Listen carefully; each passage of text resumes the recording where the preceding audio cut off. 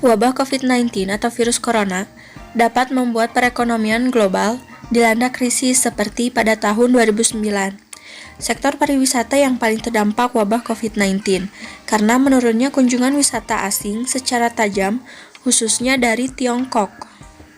Berikut ini merupakan analisis SWOT mengenai bisnis global dalam situasi COVID-19. Strength atau kekuatan. Yang pertama, perkembangan sektor industri makanan dan minuman di Indonesia memiliki pertumbuhan yang besar. Hal ini disebabkan oleh adanya dukungan sumber daya alam yang berlimpah serta permintaan domestik yang besar. Kedua, perkembangan industri kesehatan di Indonesia sangat potensial. Ketiga, potensi pasar dalam negeri yang terus berkembang dapat menjadi basis kekuatan industri otomotif nasional. Analisis SWOT yang kedua yaitu kelemahan.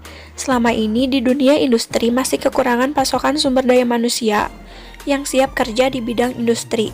Apalagi setelah adanya wabah virus corona, banyak tenaga kerja yang diliburkan untuk menghindari resiko penularan virus ini, dan bahkan ada yang diberhentikan atau PHK.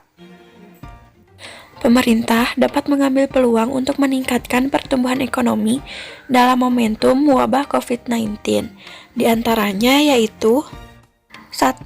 Menggantikan Tiongkok sebagai pasar makanan dan minuman jadi. Cina merupakan salah satu produsen makanan dan minuman jadi yang cukup besar di dunia. Jika dilihat dari kondisi wabah yang melanda Cina, ini kita dapat melihat banyak peluang untuk memproduksi lebih banyak lagi makanan dan minuman jadi dan menggantikan pasar yang selama ini selalu dipegang oleh Cina. Kedua, dorong produksi sektor farmasi dan alat kesehatan.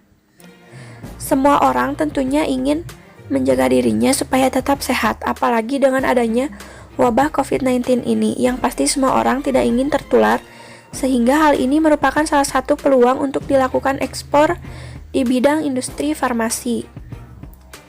Ketiga, ada peluang yang berorientasi ekspor yaitu pada industri otomotif. Hubei yang juga terdampak wabah virus COVID-19 dan salah satu industri yang paling penting di sektor otomotif.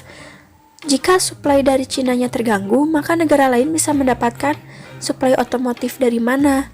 Maka kita bisa mengisi pasar itu. Analisis SWOT yang terakhir yaitu ancaman.